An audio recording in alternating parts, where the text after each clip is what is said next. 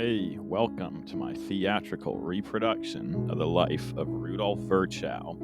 Born October 13th, 1821 in Prussia, now modern-day Poland.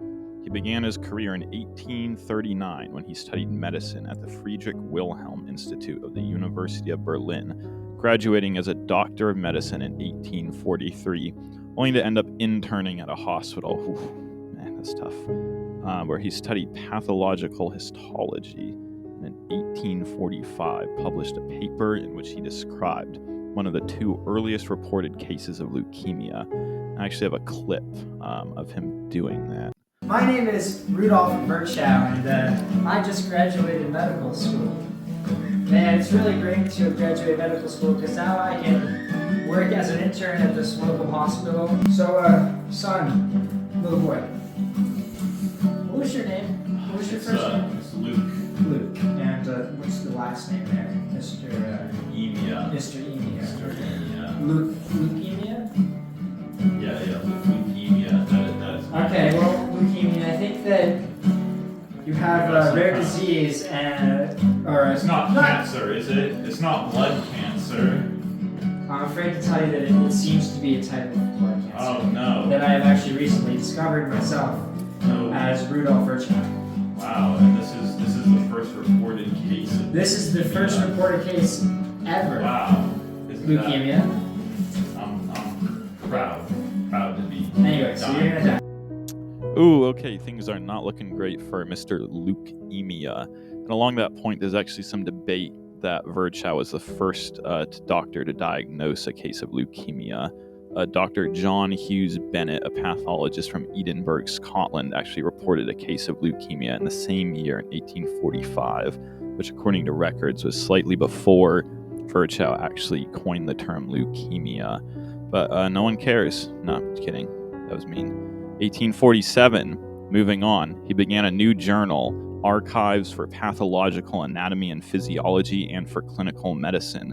He was a good doctor, not a great namer of things. He did this with his friend, Mr. Reinhart. Virchow, my man. What's up, my boy Luke? I'm a different man, actually. I'm Mr. Sorry. Reinhart. That's right. I think we should start a journal on anatomy and pathology. That is genius. And it's going to be amazing. I'm actually going to die in 5 years. Really? Okay. Yeah, 52 wasn't a good Let's see, year. what year is it? It's 18. Looks to be about 1847. 1847, yeah, okay. Why are Yeah. you're using a phone? That's the joke. Mr. Virchow. Didn't see you there, son. Luke, how you doing? Completely different. Oh, man, sorry, actually. sorry. I'm not Mr. Reinhardt either. I'm actually here to appoint you as the first chair of anatomical pathology in the entire country of Germany. Now I can study my blood clots. Yeah, and my- maybe you'll call something thrombosis. I think thrombosis was something that I wanted to call something. Yeah. Ooh, okay, I'm just gonna stop that one there. But it's true, actually. 1849, Virchow was appointed to the newly established chair of pathological anatomy at the University of Würzburg, the first chair of that subject in Germany. And yeah, in 1848, he disproved a prominent view that inflammation of a vein caused most diseases, and he was actually able to demonstrate that masses in the blood vessels resulted from thrombosis, another one of his own terms, which really just means a blood clot inside of a blood vessel. In this great year of 1850, I now join Rudolf Virchow in marriage with Rose Mayer, and I think they'll have 3 sons and 3 daughters.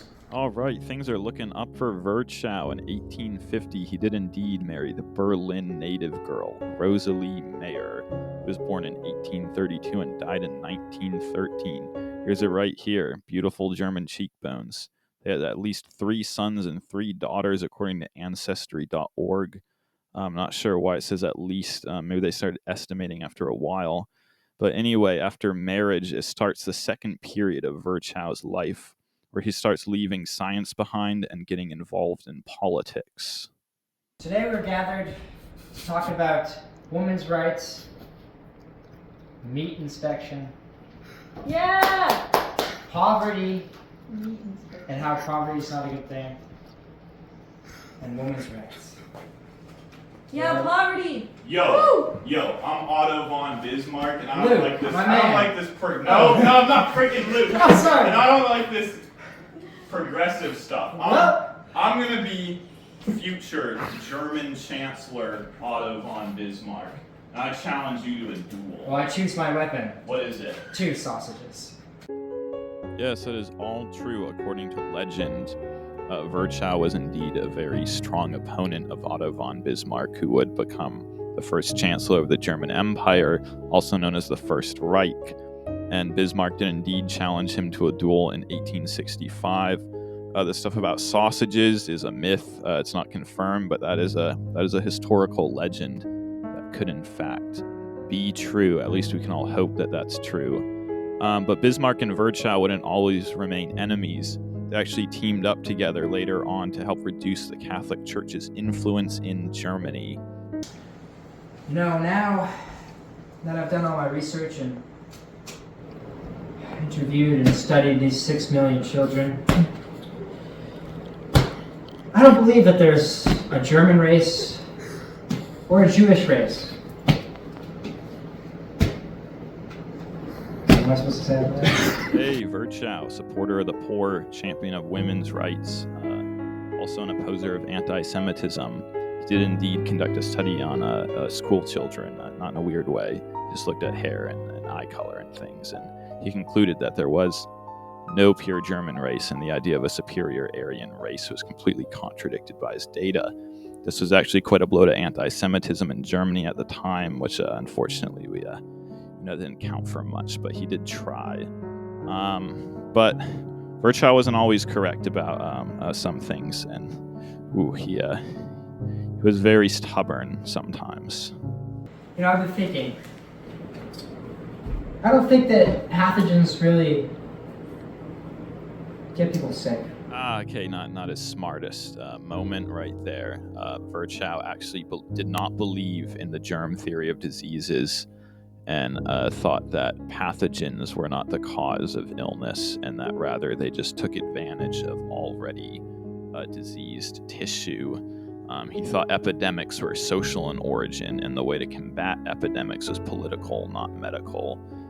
This did lead him to do more work in trying to reduce poverty, which ultimately was a good thing, but as far as the science goes, he might not have been exactly spot on with that one.